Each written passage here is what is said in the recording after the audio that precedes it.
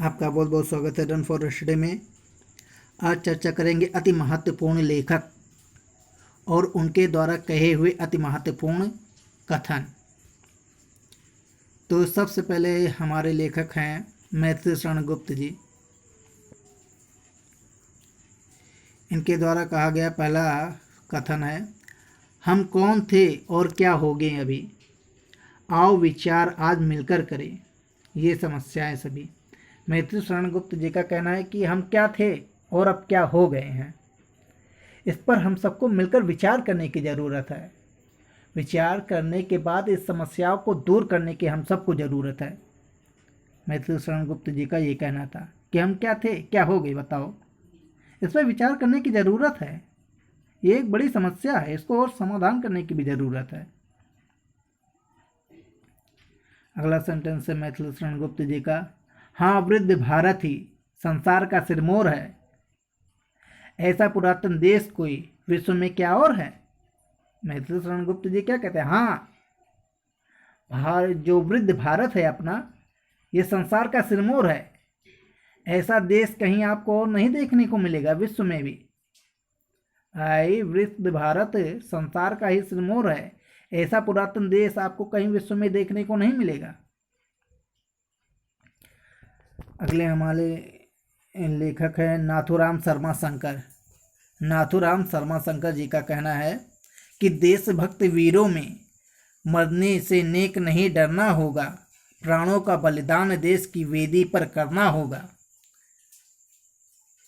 नाथूराम शर्मा शंकर कह रहे हैं कि देश के वीरों, ये देश के वीरों को ललकार रहे हैं, उनमें जोश जगा रहे हैं, उनमें उत्साह भर रहे हैं कि देश के वीरों मरने से ना नेक डरना होगा।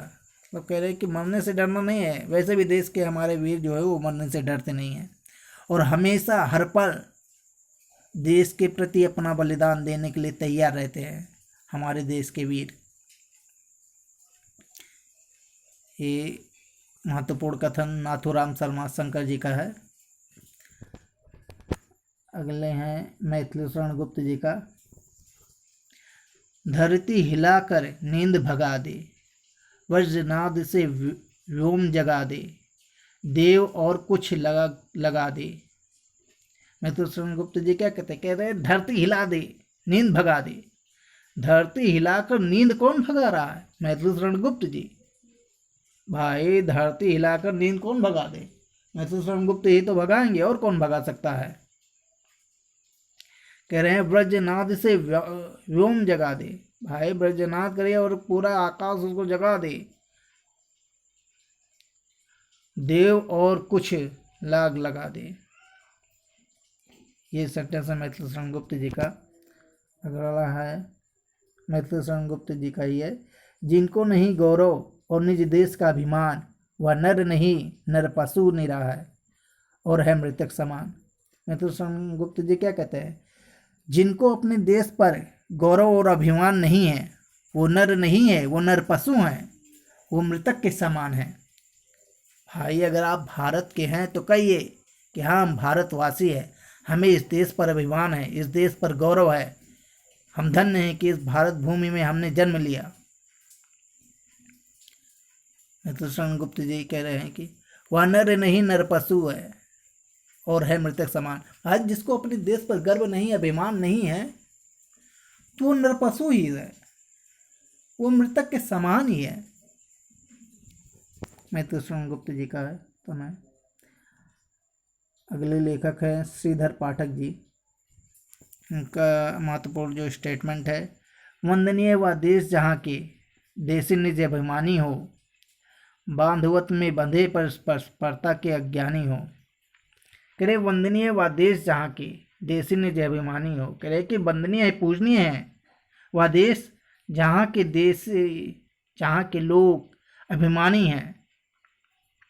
श्रीधर पाठक जी क्या कह रहे पूजनीय हैं, वंदनीय हैं वह देश के लोग जो अपने देश पे अभिमान करते हैं।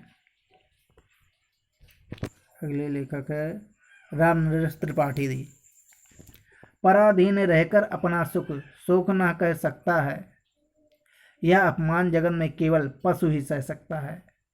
वाह भाई क्या कथन है इनका। कह रहे हैं कि पराधीन रहकर अपना सुख शोक ना कह सकता है, यह अपमान जगत में केवल पशु ही सह सकता है। भाई अगर आप गुलाम हैं, आप सताए हुए हैं, तो आप अपना सुख शोक किसी से नहीं कह सकते हैं। जब भाई ना अपना सुख बता सको, अपना दुख ना किसी को बता सको, तो आप पशु के समान ही है। जैसे पशु अपना सुख दुख किसी से कह नहीं सकता, किसी से बांट नहीं सकता, सेम वैसे मनुष्य अगर वो अपना सुख और दुख नहीं कह पा रहा है, तो वो भाई पशु के समान ही है।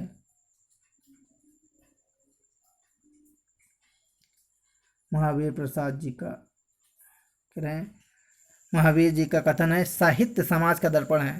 भाई जाहिर सी बात है, जैसा समाज का साहित्य होगा वैसे समाज होगा, और जैसा समाज होगा वैसे समाज का साहित्य होगा। ये महावीर प्रसाद जी कह रहे हैं। महाप्रसाद द्विवेदी जी का कथन है कि साहित्य जो है वो समाज का दर्पण है।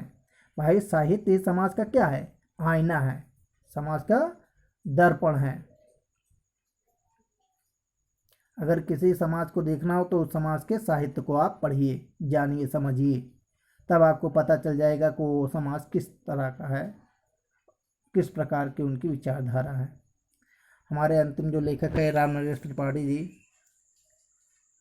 अंतिम कथन है, अन्न नहीं है, वस्त्र नहीं है, रहने का ना ठिकाना, कोई नहीं है किसी का साथी अपना और बिगाना।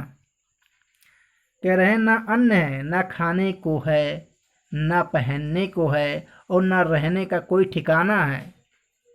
राम नरेश त्रिपाठी जी क्या कह रहे हैं ना अन्न है हमारे पास, ना वस्त्र है, और ना रहने का ठिकाना है। मतलब ना रोटी है, ना कपड़ा है, ना मकान है, कोई नहीं किसी का साथी अपना और बिगाना।